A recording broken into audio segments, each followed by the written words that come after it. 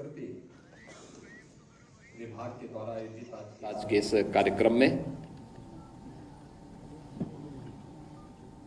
मंच में उपस्थित प्रदेश सरकार में मंत्रिमंडल के मेरे वरिष्ठ सहयोगी उप मुख्यमंत्री द्वय श्री केशव प्रसाद मौर्य जी, श्री ब्रजेश पाठक जी, पर्यटन एवं संस्कृति मंत्री श्री जयवीर सिंह जी, राज्य मंत्री कृषि विभाग सरदार बलदेव सिंह ओलख जी, मंच पर उपस्थित लखनऊ की महापौर श्रीमती सुषमा खड़गवाल जी,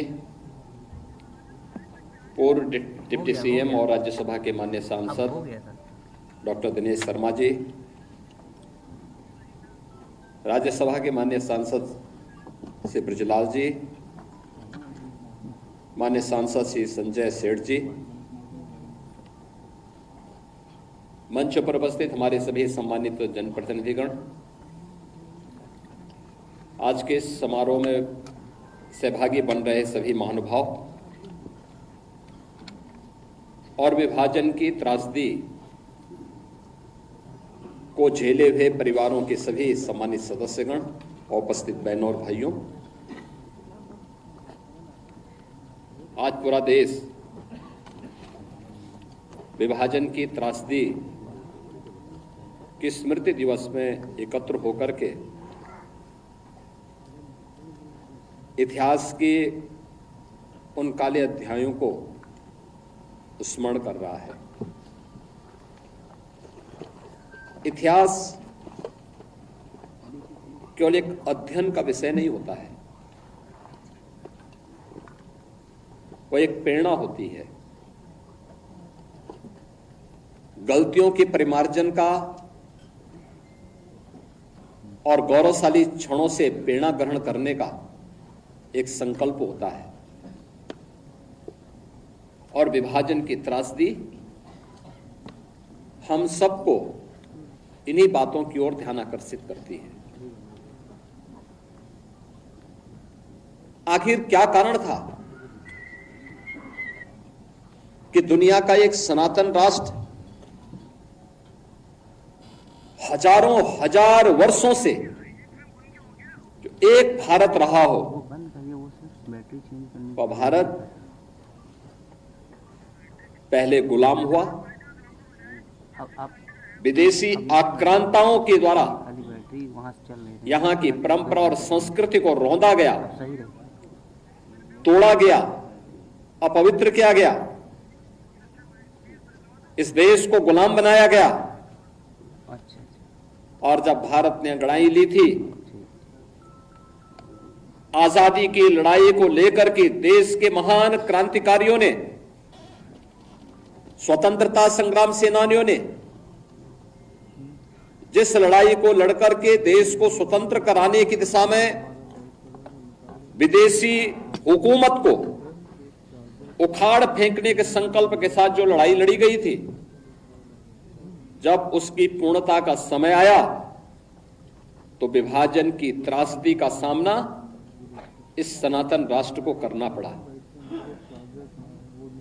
जो कार्य इतिहास में किसी युग में नहीं हुआ,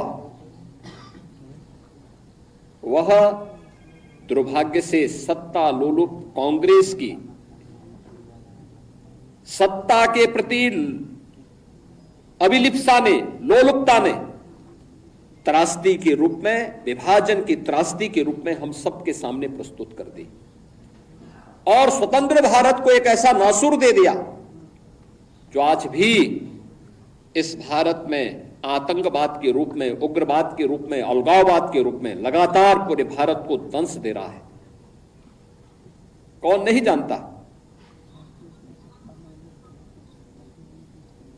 कि अगर तत्कालीन राजनीतिक नेतृत्व दृढ़ता का परिचय देता, दुनिया की कोई ताकत इस अप्राकृतिक विभाजन को मूर्त रूप नहीं दे पाती। लेकिन दृढ़ इच्छा शक्ति का अभाव, सत्ता लोलुपता, एन केन प्रकारेण सत्ता प्राप्त होनी चाहिए, इसके लिए चाहे देश को ही दांव पे क्यों न लगाना पड़े। और यही तो हुआ, यही 1947 में भी हुआ और 1947 के बाद भी लगातार यही हो रहा है। जब भी इन लोगों के हाथों में सत्ता आई, इन्होंने देश की कीमत पर राजनीति की और उसकी कीमत इस देश को, इस देश की भोली भाली जनता को तब भी चुकानी पड़ी थी और लगातार लंबे समय तक चुकानी पड़ी है। यह विभाजन की दुर्भाग्यपूर्ण त्रासदी हम सबको उन्हीं गलतियों के परिमार्जन की तरफ हमारा ध्यान आकर्षित करती है। भारत बल, बुद्धि, विद्या सब में दुनिया का नेतृत्व करने की सामर्थ्य रखता था। याद करिए 16वीं सदी तक भारत का वैभव दुनिया के अंदर अग्रणी था। अगर दुनिया की जीडीपी की आप बात करते हैं तो दुनिया की अर्थव्यवस्था का आधा भाग का नेतृत्व अकेले हिंदुस्तान करता था 16वीं सदी तक। इतना समृद्ध भारत था और यह तब था जब कई सौ वर्षों तक लगातार विदेशी आक्रांताओं के आक्रमण को यह झेल रहा था।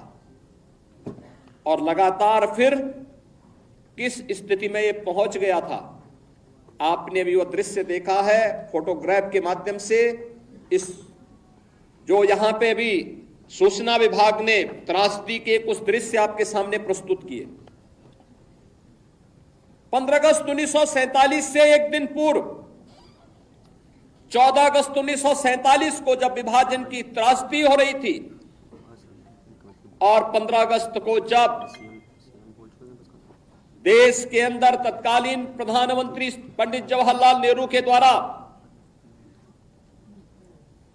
भारत के तिरंगे को पहरा करके कांग्रेस के नेताओं के द्वारा देश के अंदर आजादी के जश्न को मनाने का कार्य किया जा रहा था, तब लाखों लोग अपनी मातृभूमि को छोड़ने के लिए, अपने परिवारों को छोड़ने के लिए मजबूर हो रहे थे। किस प्रकार की यातनाएं उन पे पड़ रही थी, किस प्रकार का दृश्य था, किस प्रकार के मानवीय अत्याचार हो रहे थे, ये किसी से छुपा हुआ नहीं। और ये दृश्य बहुत कुछ है, चित्र बहुत कुछ बोल देते हैं। यानी दुनिया का सबसे समृद्धतम देश 1947 तक आते आते एक दलित देश में बदल गया था। और वह दृश्य भी आपने देखा, वह दृश्य भी आपने देखा है। ये क्यों हुआ? क्या ये सच नहीं कि हमारी कुछ कमजोरियों ने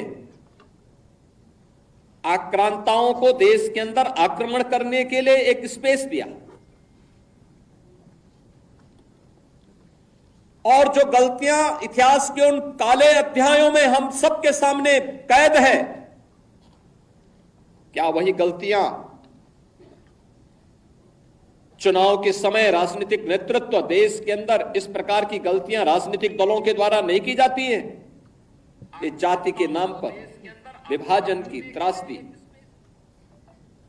तक पहुंचाने की एक कथा वही है जो पहले जातीयता के नाम पर होता था, जातिवाद के नाम पर होता था। आज वही कार्य, वही कृत्य, वही कारनामे राजनीतिक दलों के स्तर पर जातीयता का नग्न तांडव करके फिर उसी विभाजन की ओर ले जाने की कुछ सी चेष्टा की जा रही है। परिणाम क्या है? परिणाम आप सबके सामने फिर वही है। परिणाम फिर आपके सामने वही है। तिथि बदली है, लेकिन चेहरे बदले होंगे, लेकिन घटनाओं का स्वरूप उसी प्रकार का है जो 1947 में हुआ था। वही तो पाकिस्तान में आज भी हो रहा है। वही तो पूर्वी पाकिस्तान कहा जाने वाला आज का बांग्लादेश में वही तो हो रहा है। उस समय 10 लाख हिंदू एक साथ काटे गए थे, हिंदू सिख सभी थे, एक साथ काटे गए थे। और आज भी वही आगजनी, वही तोड़फोड़, वही लूटपाट, बहन और बेटियों के साथ वही अत्याचार, उसी प्रकार की त्रासदी का दृश्य आज भी हम सबके सामने है। और इस सब के बावजूद इस प्रकार के कार्यक्रमों को केवल एक औपचारिकता बना करके हम लोग केवल अपनी बात करने तक सीमित हो जाते हैं। आखिर कब इतिहास की इन गलतियों से हम सबक सीखेंगे? और आज मैं आप सबसे यही कहने के लिए आया हूं, हम आभारी हैं प्रधानमंत्री मोदी जी के, जिन्होंने इतिहास के इन काले अध्यायों से पर्दा उठा करके देश की जनता की आंखों को खोलने का काम किया है, देश का ध्यान आकर्षित किया है, इतिहास की इन गलतियों के परिमार्जन के लिए रास्ता बनाने का एक आह्वान हम सबका किया है। और उसी आह्वान के साथ जोड़ने के लिए मैं आप सबसे भी कहने के लिए आया हूं कि जो दृश्य 1947 में हुआ था, वही दृश्य तो आज बांग्लादेश के अंदर हम सबको देखने को मिल रहा है। 1.5 करोड़ हिंदू किस तरीके से बांग्लादेश के अंदर आज चिल्ला चिल्ला करके अपने आप को, अपनी अस्मिता को बचाने के लिए गुहार लगा रहे हैं।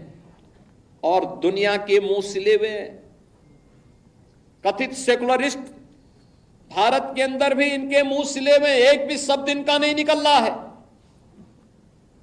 क्योंकि उनको भय है कि अगर इन निरीह कमजोर लोगों के इस पक्ष में इन्होंने आवाज निकाली तो इनका वोट बैंक खिसक जाएगा। वोट बैंक की चिंता है, लेकिन मानवीय संवेदना इनकी मर चुकी है। मानवता के रक्षा के लिए इनके मुंह से एक भी शब्द नहीं निकलने वाला है, नहीं निकलेगा, क्योंकि इन्होंने आजादी के बाद लगातार उसी प्रकार की राजनीति को प्रेरित और प्रोत्साहित किया, उसको लेकर के आगे बढ़ते रहे। ये लगातार बांटो राज करो की उस राजनीति के तहत ये लोग देश के अंदर कार्य करते रहे।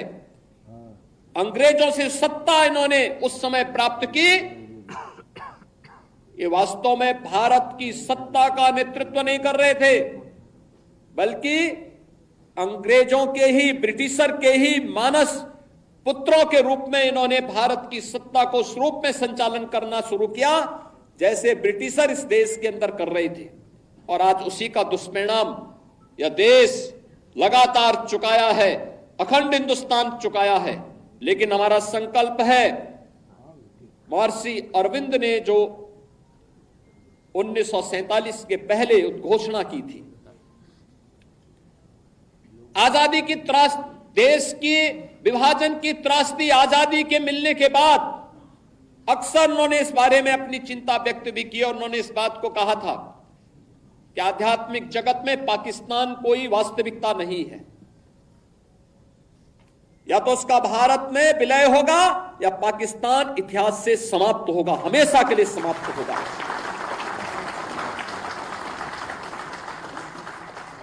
क्योंकि आध्यात्मिक जगत में जब जिसका कोई वास्तविक अस्तित्व नहीं है, उसको नष्ट ही होना है, और उसकी नष्टता, उसके नश्वरता को हमें संदेह की निगाहों से नहीं देखना चाहिए।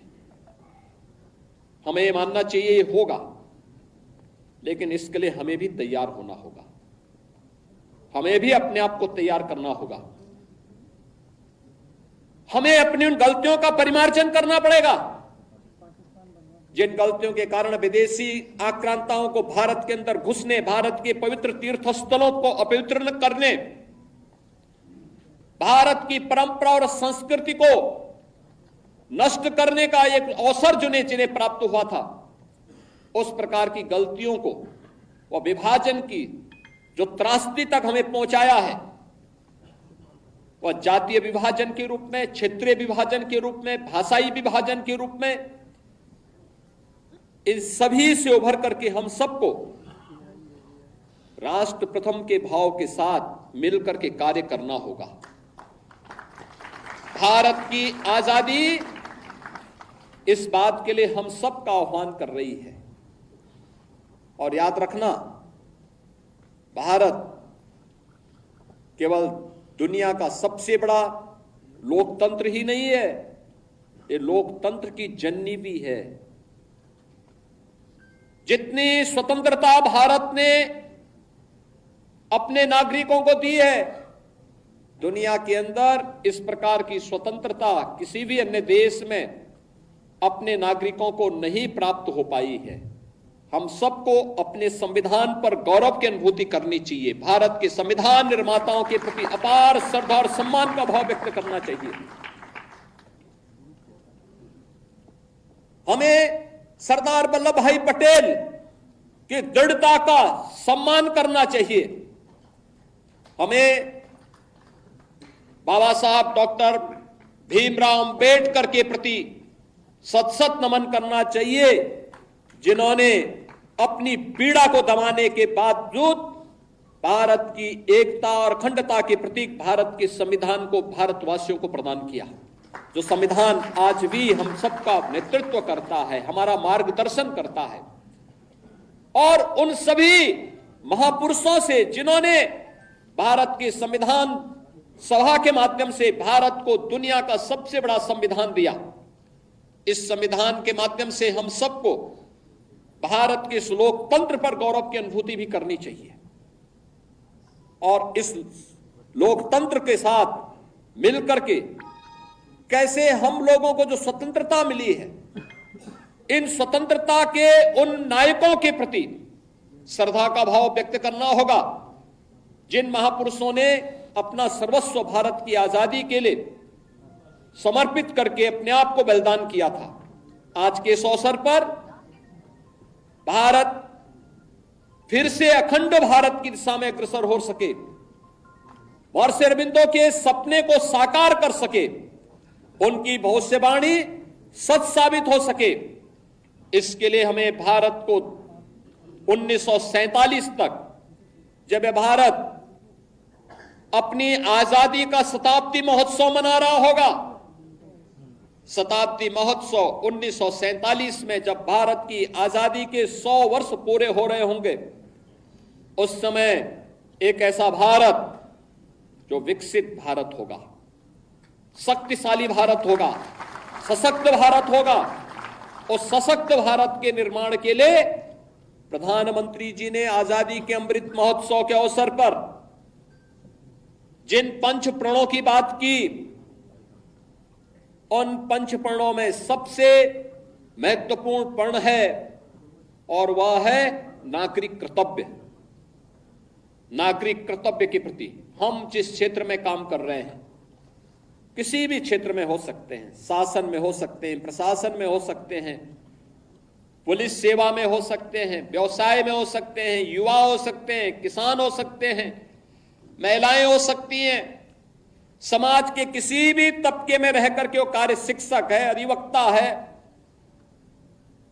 किसी भी क्षेत्र में वो काम कर रहा है, उस क्षेत्र में अपने नागरिक कर्तव्यों का पालन करते हुए राष्ट्र प्रथम के भाव के साथ उसे कार्य करना होगा। राष्ट्र प्रथम का यह भाव जब हमारे जीवन का संकल्प बनेगा, तो भारत के अंदर भारत को दुनिया की सबसे बड़ी ताकत बनने में कोई देर नहीं लगने वाली है। याद रखना, पिछले 10 वर्ष के अंदर भारत की प्रगति दुनिया को अचंभित करती है, दुनिया को आकर्षित करती है। दुनिया अभिभूत है, भारत की तरफ आशा भरी निगाहों से देख रही है। उसे विश्वास है कि भारत अगर सुरक्षित है तो विश्व मानवता सुरक्षित है। और इसलिए भारत की तरफ आज के समय में दुनिया के अंदर कहीं भी कोई संकट आता है तो भारत की तरफ दुनिया देख रही है। भारत की तरफ दुनिया का यह आकर्षण हमें एक नए भारत का दर्शन कराता है। प्रधानमंत्री मोदी जी के नेतृत्व में इस नए भारत को दुनिया की सबसे बड़ी ताकत के रूप में स्थापित करना। और 10 वर्ष में, आज से 10 वर्ष पहले भारत दुनिया की 10वीं बड़ी आर्थिक महाशक्ति था। आज भारत दुनिया की 5वीं बड़ी अर्थव्यवस्था बना है। अगले 3 वर्ष के अंदर भारत दुनिया की 3री बड़ी अर्थव्यवस्था बन जाएगा। और हमारा प्रयास होना चाहिए कि 1947 होते होते भारत दुनिया की सबसे बड़ी ताकत बनेगा। और उस ताकत के लिए भारत के हर नागरिक को एकजुट होकर के अपने आपसी मतभेदों को समाप्त करते हुए, जाति के नाम पर, क्षेत्र के नाम पर, भाषा के नाम पर विभाजन करने वाले उन ताकतों से सतर्क रहते हुए एक भारत श्रेष्ठ भारत के बारे में सोचना होगा। इतिहास के उन गलतियों के परिमार्जन का एक अवसर हम सबके सामने है। हम फिर से इस प्रकार की गलतियों की त्रासदी और इस प्रकार की विभाजन की त्रासदी का सामना फिर से वर्तमान और भावी पीढ़ी को न करना पड़े, इसके लिए हम सबका संकल्प होना चाहिए, जीवन का ध्येय होना चाहिए। विभाजन की इस त्रासदी के लिए तत्कालीन कांग्रेस नेतृत्व पूरी तरह जिम्मेदार रहा है। कांग्रेस विभाजन की इस त्रासदी के लिए और समय समय पर देश के साथ हुए इस धोखे के लिए कभी देश की जनता से माफी नहीं मांगेगी, क्योंकि उनका चरित्र कभी भी इस प्रकार का नहीं रहा। कांग्रेस का वास्तविक चरित्र अधिनायकवादी रहा है। और देश के अंदर जब भी उसको अवसर मिला, उसने लोकतंत्र के गले को घोंटने का प्रयास किया। 1975 इसका उदाहरण है। जब भी कहीं पर नागरिकों ने अपने अधिकारों की बात की, उसने आपस में लड़ाने का काम किया। देश के अंदर भाषाई विवाद, देश के अंदर क्षेत्रीय विवाद, देश के अंदर सनातन राष्ट्र में हिंदू और सिखों को आपस में लड़ाने का कार्य, ऐसे तमाम ऐसे पाप हैं इनके, जिन पापों की कभी माफी नहीं दी जा सकती है। और इसलिए हमें इस प्रकार के लोगों से सावधान रहते हुए फिर कहीं भी कोई ऐसी स्थिति ना आने पाए जो देश के वर्तमान और भावी पीढ़ी के सामने इस प्रकार की दुर्भाग्यपूर्ण त्रासदी की स्थिति पैदा करे। इसके लिए हम सबके जीवन का इस संकल्प होना चाहिए, हम इसके लिए परिमार्जन करने की दिशा में आगे बढ़ सकें। मैं धन्यवाद दूंगा उन वक्ताओं को जिन्होंने अपनी बातों को यहां पे रखा, और खासतौर पर सरदार निर्मल सिंह ने बहुत अच्छे ढंग से उन्होंने एक बात भी यहां पे रखी कि त्रासदी किस प्रकार की थी। हमारी लखनऊ की पूर्व मेयर स्वयं उस त्रासदी का शिकार बनी थी, मात्र 1 वर्ष की, और 2 वर्ष के बाद उनके पिता उन्हें उस कैंप में मिल पाए जहां पर वे लोग, उनके परिवार के लोग त्रासदी के शिकार थे। किस प्रकार की स्थितियां थी, बैलगाड़ी से चल रहे हैं, उनको भी पता नहीं उनका ठिकाना कहां है, कहां लक्ष्य है, कोई पता नहीं। किस प्रकार के दृश्य थे, किस प्रकार की त्रासदियां थी। बरसात का समय, नदी नालों में पानी, भीषण गर्मी, उमस, और उस समय अपने परिवार के साथ अपने पुरखों की भूमि को छोड़ करके जाना। उन स्थितियों में अपने इष्ट देव को छोड़ करके जाना किस प्रकार का दृश्य रहा होगा, आज भी हम देख सकते हैं। ननकाना साहिब में हमें गुरु नानक देव जी के प्रकाश पर्व में वहां कीर्तन का अनुमति नहीं होती है, नगर कीर्तन की अनुमति नहीं मिल पाती है, कोई भी आयोजन वहां करने की स्वतंत्रता नहीं होती है। और सिंध तो हिंदू बाहुल्य था, सिंध तो आज भी सिंधी बाहुल्यता का राज्य है, उसे पाकिस्तान में के अंदर क्यों जाने दिया गया। बांग्लादेश की आबादी 1947 में कितनी थी और कितने हिंदू थे, 22% हिंदू थे। आज उनकी संख्या घट करके कितनी रह गई है, 7 से 8% रह गई है। उसमें भी आपने अभी एक सप्ताह पहले बांग्लादेश के हिंदुओं के उस प्रदर्शन को देखा होगा जो चटगांव में वहां के हिंदुओं ने किया था। लाखों हिंदू जुट करके वहां पर अपनी बातों के लिए दुनिया के सामने गुहार लगा रहे थे। मैं धन्यवाद दूंगा, मैं अभिनंदन करूंगा उन हिंदुओं का जिन्होंने इतना साहस किया है कि पाकिस्तान के अंदर रहकर, बांग्लादेश के अंदर रह करके भी उन नरपिशाचों के सामने उन्होंने अपनी प्रवाह के बगैर अपनी वर्तमान और भावी पीढ़ी को बचाने के लिए सड़कों पर उतर करके दुनिया को उसका वास्तविक चेहरा दिखाया है। और मुझे लगता है हमारी सबकी सहानुभूति उन हिंदुओं के साथ में होनी चाहिए, उन पीड़ितों के साथ होनी चाहिए जो बांग्लादेश के अंदर अमानवीय अत्याचार के शिकार वर्तमान में हो रहे हैं। और मैं आप सबसे यही कहूंगा कि हमें इस मजहबी उन्माद से देश को भी और दुनिया को भी बचाने के लिए आह्वान करना होगा। और मुझे लगता है कि ये मजहबी उन्माद एकता के माध्यम से ही परास्त होगा। महर्षि अरविंदो का अखंड भारत का सपना इसका समाधान होगा। आज के इस अवसर पर मैं विभाजन की त्रासदी के शिकार परिवारों के परिवारजनों के प्रति अपनी संवेदना व्यक्त करता हूं। जिन लोगों ने अपने परिवारजनों को खोया है, उस समय खोया था, उन सब के प्रति मैं विनम्र श्रद्धांजलि अर्पित करता हूं और विश्वास करता हूं कि विभाजन की इस त्रासदी से हम कुछ सबक लेकर के आने वाली भावी पीढ़ी के सामने इस प्रकार की त्रासदी न होने पाए, इसके लिए संकल्पित होंगे। धन्यवाद। जय हिंद। बहुत बहुत साधुवाद माननीय मुख्यमंत्री जी। और अब राष्ट्रगान होगा। दशमेश पब्लिक स्कूल आलमबाग के बच्चे प्रस्तुत करेंगे राष्ट्रगान। आप सभी लोग अपने अपने स्थान पर खड़े हो जाएं राष्ट्रगान के सम्मान में।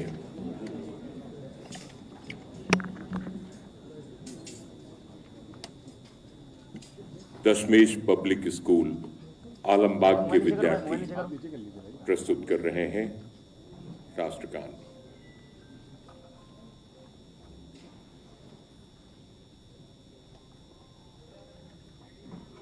शीघ्रता बढ़ते हैं।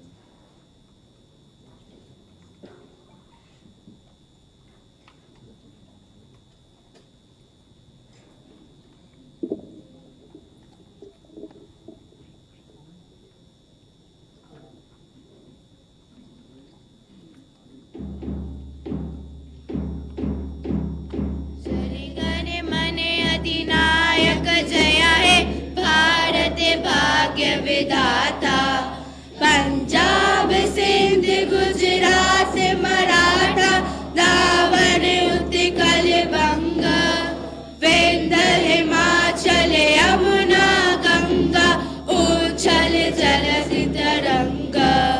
तब शुभ नामे जागे, तब शुभ आशीष मांगे, गाए तब जय गाथा। जय गण मंगलदायक जय हे भारत भाग्य विधाता।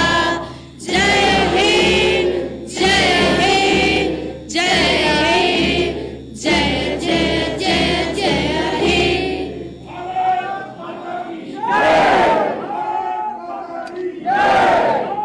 न्यूज नेशन अब व्हाट्सएप पर खबरों के ताजा अपडेट के लिए न्यूज नेशन के इस QR कोड को स्कैन करें।